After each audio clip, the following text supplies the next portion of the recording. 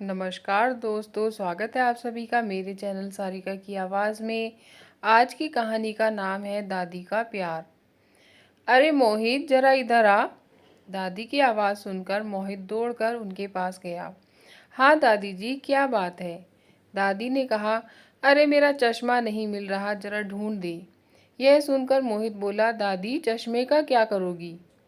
दादी ने अपना फटा हुआ ब्लाउज दिखाते हुए कहा, बेटा यह देख कितना फट गया है, इसे सिलना है, बिना चश्मे के दिख नहीं रहा। दादी हाथ में फटा हुआ ब्लाउज लिए बैठी थी। मोहित ने अपनी दादी से कहा, दादी यह तो बहुत पुराना है, यह तो घिस घिस कर फट गया है, इसे छोड़ो, मैं मम्मी से कह दूंगा, वो आपको नया सिलवा कर दे देंगी। दादी की आंखों में एक उदासी सी छा गई। वो बोली, नहीं बेटा, अपनी मम्मी से कुछ मत कहना, नहीं तो मुझे 10 बातें सुना देगी, मैं इसी से काम चला लूंगी। मोहित चुपचाप चश्मा ढूंढने लगा। पीछे की खिड़की में चश्मे की डिब्बी मिल गई, जो कि पर्दे के पीछे छिप गई थी। मोहित ने चश्मा दादी को दिया और वो सुई में धागा डालकर फटे हुए ब्लाउज को सिलने लगी।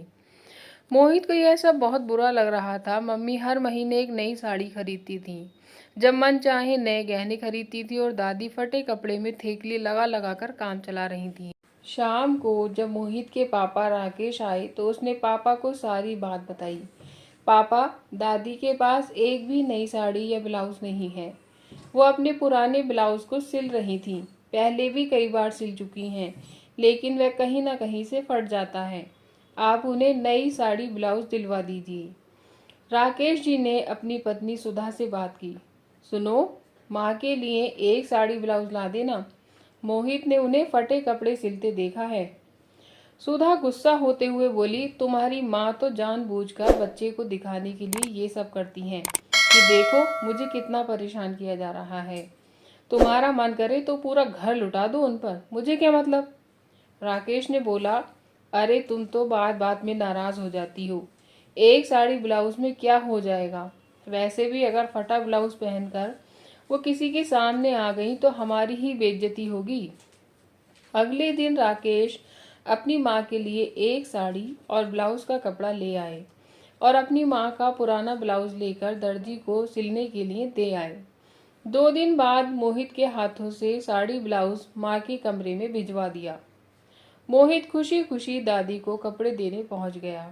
दादी को इसकी कोई खुशी नहीं थी। वो बोली, कितना अच्छा होता अगर मेरा बेटा या बहू कोई इसे अपने हाथों से देता। यहाँ घर के नौकरों को भी अपने हाथ से कपड़े और इनाम देते हैं।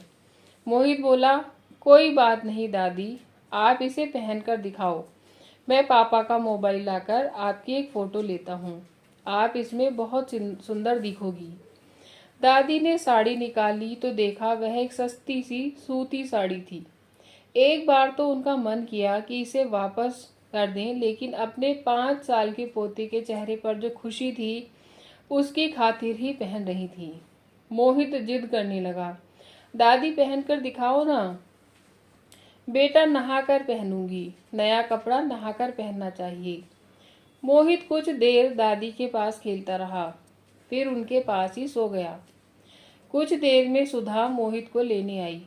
माँ जी, इस बार तो ये आपके लिए साड़ी ले आए, लेकिन आगे से कोई फरमाइश मत करना।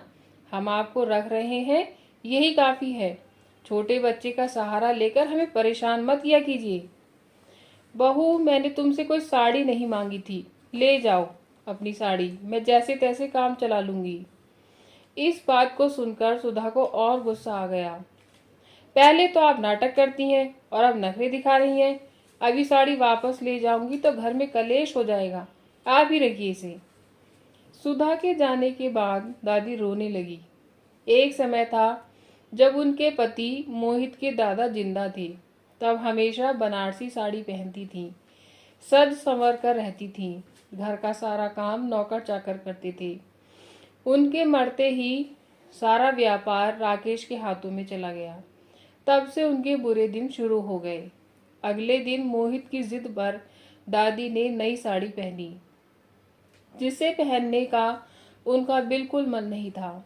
उसके बाद दादी मोहित को लेकर मंदिर गईं।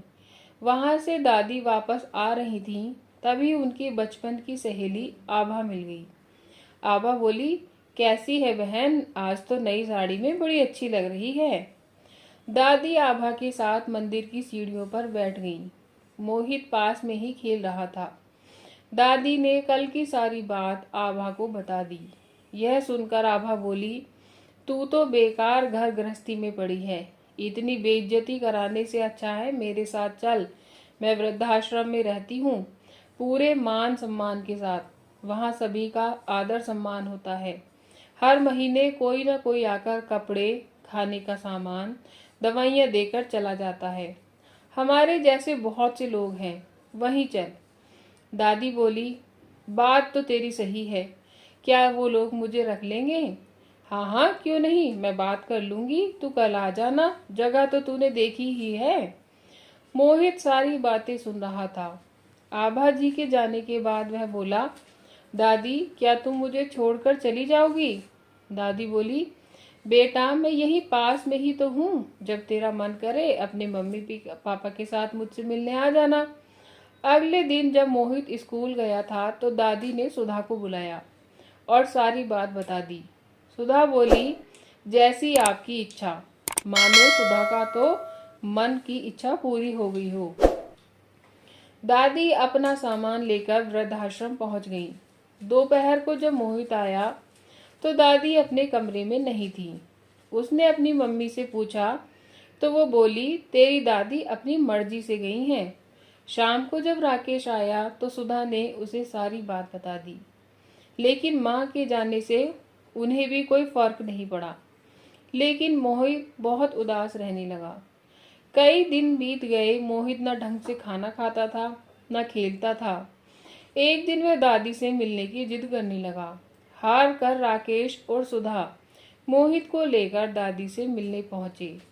दादी से मिलकर मोहित बहुत खुश हुआ।